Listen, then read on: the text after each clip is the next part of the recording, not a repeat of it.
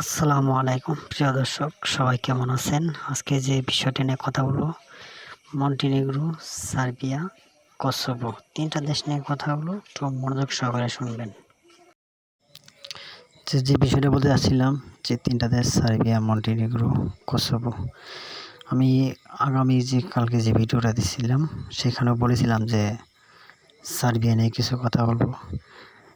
একটা জিনিস আপনারা ফলো করেন, সার্বিয়া, মন্টিনেগ্রো, কসোভো, আলবেনিয়া, তারপরে আরও যে নন সেনজেন যে দেশগুলো আছে, আমরা ম্যাক্সিমাম লোকেরই যারা ইউরোপীয় যাত্রী তারা নন সেনজেন দেশগুলোর চয়েস করছি।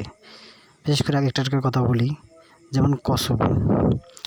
অনেকে আছে ভিসা এম্বাসিতে আছে, মানে এম্বাসিতে পাসপোর্ট জমা আছে, কিন্তু তারা এখনও ভিসা ওই অমুক তারিখে ডেট দিতে আছে, তারা এম্বাসি ফেস করছে। এরকম বহুত লোক আছে বাংলাদেশে, খোঁজ নিলে আশেপাশে দেখতে পারবেন।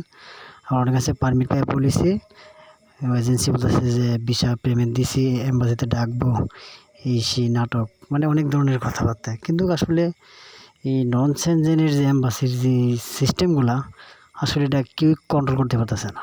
অনেক সমস্যা হইতেছে, যেটা আসলে যারা যে দেশের যাত্রী তারাই বুঝতে পারতেছে আসলে কতটুকু কঠিন।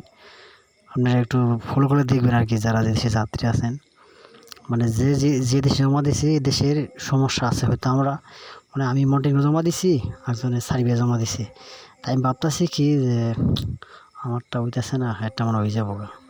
তো আসলে নন সেনজেন যে দেশগুলো আছে সব কটারই সমস্যা, কঠিন সমস্যা, যেটা বলার অপেক্ষা রাখে না।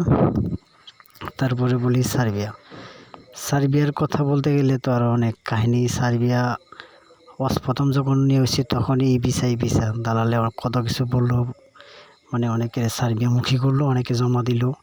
তো আজ পর্যন্ত সার্বিয়ার কোনো ভিসা দেখাতে পারে না কেউ, শুধু বইলেই গেল এই ভিসা। আসলে কী জানেন, আমরা যারা সাধারণ পাবলিক যারা আছি, মানে ইউরোপের যাত্রী যারা, অনেক এজেন্সি আছে যে আমার ঘুরে মানে লুইটা পুইটা খাওয়ার একটা প্ল্যানিং আছে। আর কিছু এজেন্সি আছে ভালো।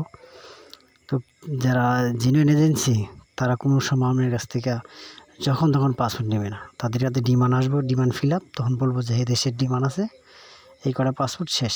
তারপরে আপনি কইলেও তারা নিতে পারবো না। তারা জেনুইনলি কাজ করে।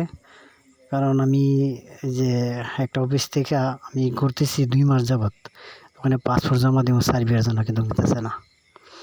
কি কালকের আগের দিন ওই অফিস থেকে ফ্লাইট দিয়ে সার্বিয়া। হয়তো যদি কেউ প্রমাণ চান আমি প্রমাণ দিব, ওই লোক সার্বিয়াতে গেছে, সব কিছু আমার কাছে আছে। তো যাক, সেটা বড় কথা না। তো সার্বিয়ার অবস্থা সেম অবস্থায়, এই ভিসা হইতেছে, পেমেন্ট দিতে আছে, এই সেই বিভিন্ন ধরনের ইচ্ছা কাহিনি। আর আবার একটা বিষয়, আপনারা দেখেন মন্টিনেগ্রো তার কী বলবো, সবাই তো জানেনি মন্টিনেগ্রোর কী অবস্থা। ভিসা হইব তুলতে আজকা সেই ফেব্রুয়ারি মাস থেকে ভিসা হইতেছে খালি, এখনও তো ভিসার কোনো খোঁজখবর নাই। খুব নাজাল একটা অবস্থা। তে আমার মনে হয় যারা আমরা ইউরোপের নন সেনজেন কান্ট্রিগুলোতে বেশি যাওয়ার চেষ্টা করতেছি, তারা অন্য একটা দিক বাঁচা নেওয়াটা আমার বেটার হইব। কারণ আপনি সার্বিয়া কোন, মন্টিনেগ্রো কোন, আলবেনিয়া কোন, কসোভো কোন, কোনো দেশে ভিসা কেউ হাতে পাইতেছে না। খালি হইব এই মাসে হইতেছে, ভিসা পেমেন্ট দিতেছে, পারমিট আইছে, হ্যান ত্যান বাজি বুঝি এতেই। এই যে পারমিটের যে একটা ব্যবসা বাংলাদেশে, এটা আসলে কী কমো, খুব একটা দারুণ একটা ব্যবসা। যারা এজেন্সি পারমিট নিয়ে টাকা চায় বইতে 1 লাখ 1.5 লাখ, এই দাও সেই দাও, আইডি কার্ড দাও, এই পুলিশ ক্লিয়ারেন্স দাও, এটা দাও, নিয়ে আসাইরা আর কোনো খোঁজখবর থাকে না। পরেই সমস্যা শুরু হয় যে এম্বাসি বন্ধ, খুলতে আছে, মুখ তারিখে খুলবো। তো আমার পক্ষ থেকে আজকের যে ভিডিওটা যারা দেখবেন তাদেরকে আমি একটা রিকোয়েস্ট, না মানে আমার এটা করলে মনে ভালো হয়। আমি যেটা বলতে চাচ্ছি সেটা হলে ভালো হয়।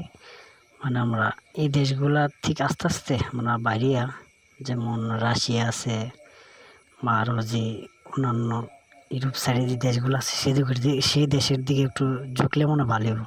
কারণ আসলে আমরা তো দেখেন, আমরা সবাই মানে যারা ইউরোপের যাত্রী তারা সবাই তো হয়তো কেউ সার্বিয়া, না হয় কেউ মন্টিনেগ্রো, না হয় কেউ কসোভো, না হয় কেউ আলবেনিয়া।